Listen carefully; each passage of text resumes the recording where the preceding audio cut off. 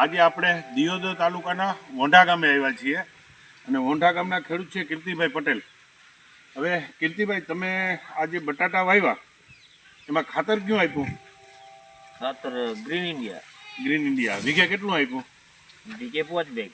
5 bag એટલે 50 kilo ખાતર આપ્યું ને. જનરલ તમે ઘણો ટાઈમથી ખેતી કરો છો તો તમે બીજા રાસાયણિક ખાતરો ઘણા વાપર્યા હશે અગાઉના ટાઈમમાં.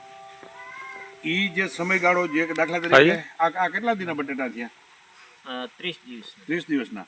તમે ડીએપી, યુરિયા કે એનપીકે અન્ય ખાતરોથી જ્યારે વાવતા હતા એ 30 દિવસના બટેટાના આ 30 દિવસના બટેટામાં તમને શું ફરક દેખાય છે? સારું છે ખાતર. સારું છે, બરાબર. બીજું આમાં કોઈ રાસાયણિક દવાના સ્પ્રે કરવા પડ્યા છે હજી તમારે? ના, હજી કોઈ સ્પ્રે નથી કર્યો. ઓકે, બરાબર. અને બીજું જનરલ આમ તમને બટેટાની દ્રષ્ટિએ ખાતર બધેથી વધારેમાં વધારે બટેટા ખાય એવું કહે છે લોકો કે બટેટાને બહુ ખાતર જોઈએ, તો એ દ્રષ્ટિએ તમને કેવું લાગ્યું? સારું.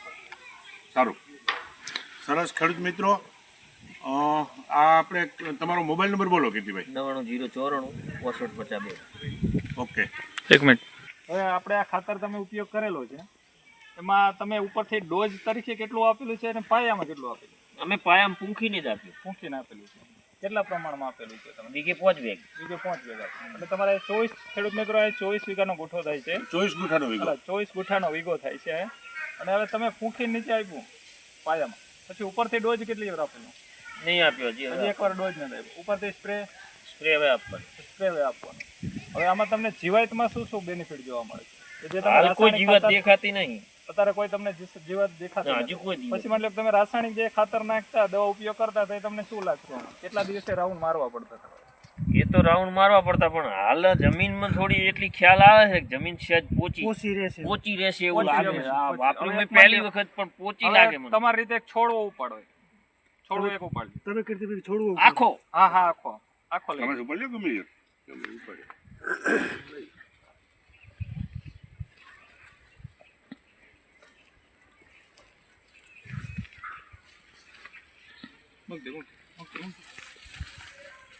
હવે આ કેટલા દિવસનો ક્રોપ થયો છે સાહેબ? 30 દિવસ. 30 દિવસ. આલુ તો નીકળે. હા.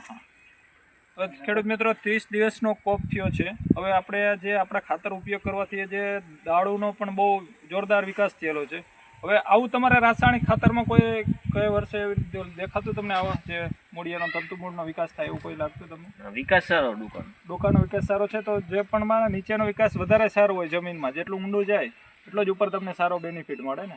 હવે જે રાસાયણિક ખાતર વાપરો તો તમારા જે મૂળિયા છે એટલા તંતુમૂળ એ ઊંડા નહોતા જાય, બરાબર, ઉપર જવામાં. તો તમારે જમીન પોચી થઈ એટલે મૂળિયા ઊંડા ગયા ને. તો ઉત્પાદનમાં તમને કેવું લાગે કે આજે ખાતર તમે આની પહેલા કેમાં વાપરેલું હતું? આની પહેલા નથી વાપર્યું. મગફળી કે પાછળથી વાપર્યું. પાછળ એટલે વાપરેલું ને પાછળ એટલે છેલ્લા પિરિયડમાં. હા, છેલ્લા પિરિયડમાં આપણે એનામાં કે એડજસ્ટમાં. ખેડૂત મિત્રો, આમાં એને જે મગફળીમાં વાપર્યું તે પછી એને આમાં બટેટામાં વાપરેલું છે. તો આ તત્તુમૂળનો બહુ સારો એવો વિકાસ થયો છે. અને આપણું ખાતર બધા ખેડૂત મિત્રો વાપરે એવી અમારી અપીલ છે. બીજા ખાતર કરતાં બહુ સારું બેનિફિટ મળે છે. અને 30 દાડાના પિરિયડ પ્રમાણે ટ્યુમરને બીજો વિકાસ સારો છે. સારો.